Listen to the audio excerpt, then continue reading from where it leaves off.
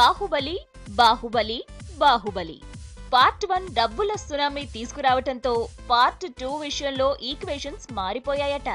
మొదట్లో ప్రతిష్టాత్మకమైన సినిమా ఈ మూవీలో చేయటం మీ అదృష్టమని ఓ టాక్ గా నడిస్తే అదృష్టం వెతుక్కుంటూ వస్తుంది కాదనొద్దు అని మరో యాంగిల్లో టాక్ నడిచింది. అప్పటి బడ్జెట్ మూవీపై ఉన్న ఎక్స్పెక్టేషన్స్ క్రమంలో ఈ కథంతా రంజుగా సాగింది. ఇప్పుడు ఆ అవసరం లేదట.